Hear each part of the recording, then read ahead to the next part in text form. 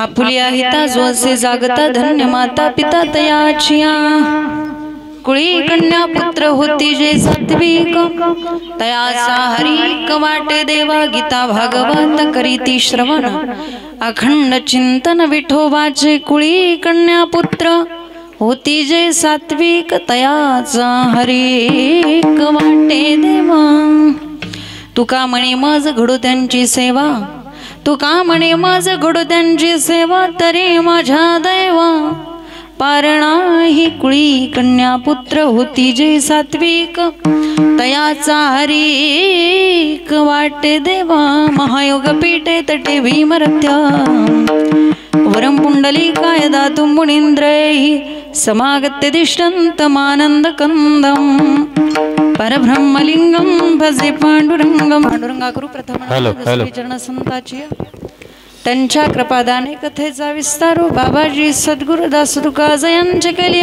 स्मरण होय सकल विद्याचे अधिकरण तेची वंदो श्री चरण श्री गुरुचे ते नमस्कार आता ओम नमो ज्ञानेश्वरा करुणा करा दयाळा तुमचा अनुग्रह लादलो पावन झालो चराचरी आपुलिया हिता जो असे जागता धन्य माता पिता तयाचिया कुळी कन्या पुत्र होती जे सात्विक तयाचा हरिक वाटे देवा विठाला विठाला विठाला विठाला विठाला विठाला विठाला विठाला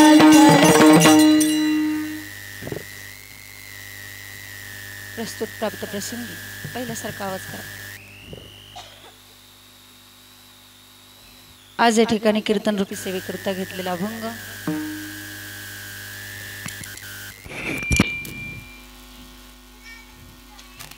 भूतलावरती जन्माला आलेल्या जड जीवांचा उद्धार करण्यासाठी आपला देह अखंडपणे जिजवणारे संत श्रेष्ठ जगद्गुरु जगद्वंदनीय श्रीमंत श्री तुकोबाराय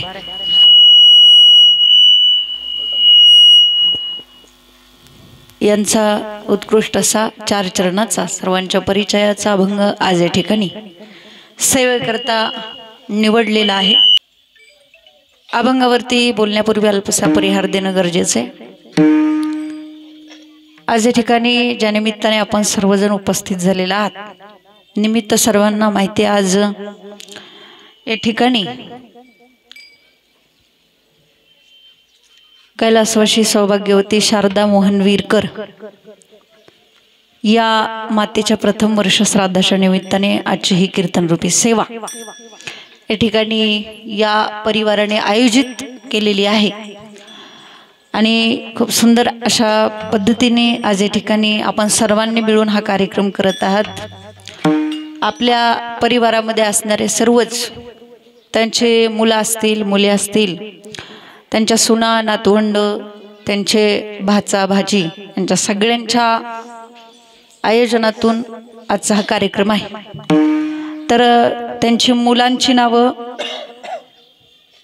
अमित वीरकर तसेच अजित वीरकर बरोबर तसेच त्यांची पुतणी तुषारदादा पवनदादा तसेच त्यांच्या सुना मनीषाताई असतील स्वातीताई असतील त्यांच्या मुली पिंकीताई सुवर्णाताई तसेच त्यांच्या भाच्या शांताताई असतील कांताताई लताताई सविताताई बाई कमाताई अनिताताई तसेच गीताताई असे त्यांच्या भाच्यांची नाव आहेत। त्यांचे भाचे निलेश दादा असतील धनुदादा किरणदादा नारायणदादा उदयदादा अरुदादा संतोषदादा सुनीलदादा आणि अनिलदादा हे सगळ्यांच्या आयोजनातून आजचा हा कार्यक्रम आहे। तसेच ज्यांच्या संपर्कातून आणि ज्यांच्या माध्यमातून ही सेवा मिळालेली आहे ते आमचे आदरणीय सागर काका वीरकर म्हणजे त्यांची चुलती ना त्यांच्या चुलतीचंच प्रथम वर्ष श्राद्ध त्यानिमित्ताने त्यांनी सांगितलं घरी येऊन कारण त्यांची मुलगी त्यांची कन्या आपल्या संस्थेमध्ये वारकरी शिक्षण घेण्यासाठी आहे। त्यांनी सांगितलं बा आमच्या चुलतीचं वर्ष श्राद्ध आहे तर यांच्या माध्यमातून तुम्हा सर्वांच्या दर्शनाचा एकत्रित योग आज या ठिकाणी प्राप्त झाला आणि आपल्या खऱ्या अर्थाने आपल्या आत्याच्या आपल्या आईच्या बरोबर ना आपल्या आजीच्या वर्षश्राद्धाच्या निमित्ताने असं काहीतरी नामस्मरण घडलं पाहिजे। नामस्मरणासारखं पवित्र साधन या जगात कोणतंच नसल्यामुळे आज आपण सर्वांनी आपल्या आत्याच्या, आपल्या आजीच्या, आपल्या आईच्या, आपल्या सासूच्या या वर्षश्राद्धाच्या निमित्ताने एक दिवसीय नाममहोत्सव सोहळ्याचं या ठिकाणी सुंदर असं आपण आयोजन केलं। गगनाहुनी वाढ नाम आहे, बरोबर ना? हरिपाठामध्ये म्हणतात ना, नामापेक्षा श्रेष्ठ साधन कोणतंच नाही। आणि आज कलियुगामध्ये मनुष्य जीवनाचा उद्धार जर कशाने होत असेल तर तो नामस्मरणाने होतो। कलियुगी उद्धार हरीच्या नामे, आणि म्हणून या ठिकाणी नामस्मरणाचं कीर्तनाचं आयोजन केलेलं आहे। ब्राह्मण काका आले असतील, त्यांनी पूजा केली असेल, परंतु आज कलियुगामध्ये कीर्तन, कलियुगा माझी करावे कीर्तन, तेने नारायण देल भेटी।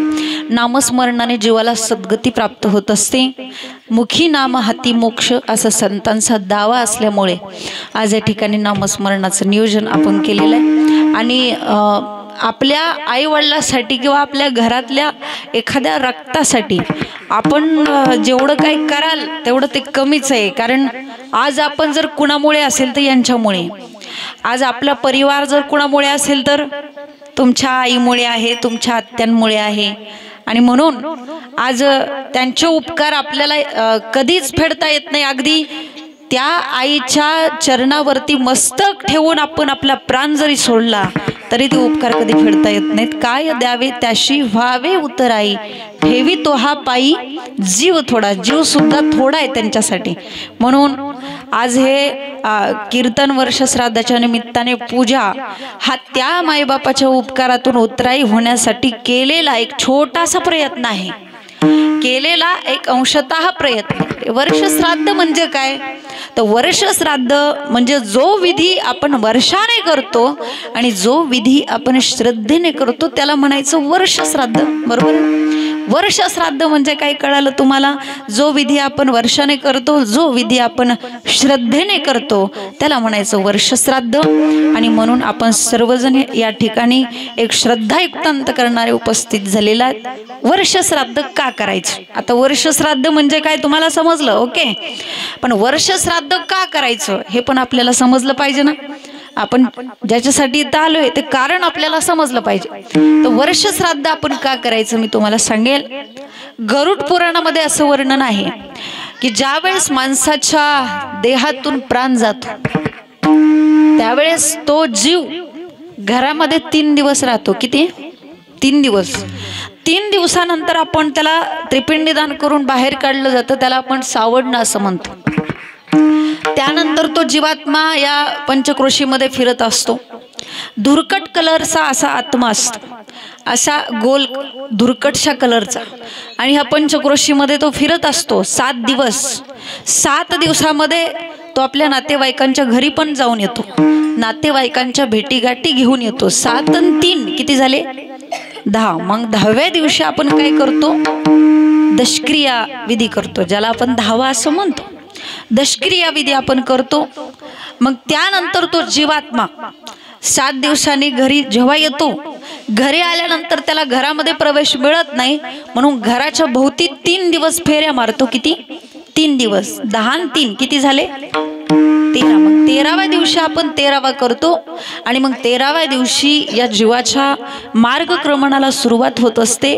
हा जीव ज्यावेळेस प्रवास करत असतो, 1 वर्षाचा हा प्रवास असतो, त्यावेळेस तो जीवात्मा तहान भुकेने व्याकुळ होत असतो, आणि त्यामुळे त्याला आपण दर महिन्याला कोणीतरी पाहुणा बोलून जेवायला देतो।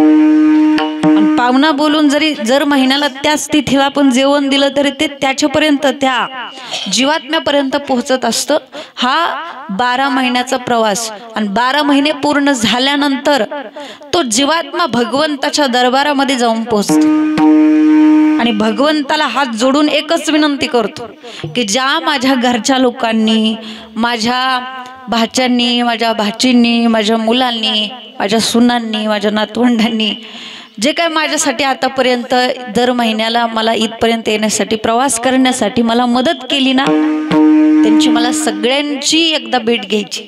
म्हणून तो जीव पुन्हा 1 वर्षाने आपल्या घरी इथं मंडपामध्ये येत असतो, आणि 1 वर्षाने इथं आल्यानंतर तो अशा कळपाच्या म्हणजे आता हा बांबू हा उभा या बांबूमध्ये त्याचा निवास असतो, तो गुप्त रूपाने त्या ठिकाणी बसलेला आहे. आणि मग 12 वाजल्यानंतर फुलं पडल्यानंतर तो त्याला सद्गती मिळत असते.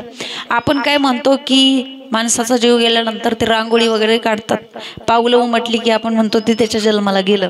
असं नसतं. इतक्या लवकर जीवाला जन्म मिळत नसतो. हा 1 वर्षाचा प्रवास असतो आणि 1 वर्षानंतर आज जीवात्म्याला सद्गती मिळत असते. म्हणून आपण सर्वजण या ठिकाणी त्या जीवात्म्याला चांगला जन्म मिळावा, त्याला चांगली सद्गती मिळावी म्हणून आपण सर्वजण या ठिकाणी आज एकत्रित आलेलो आहोत आणि याच्यासाठी हा सगळा अट्टास आहे. विठ्ठल विठ्ठल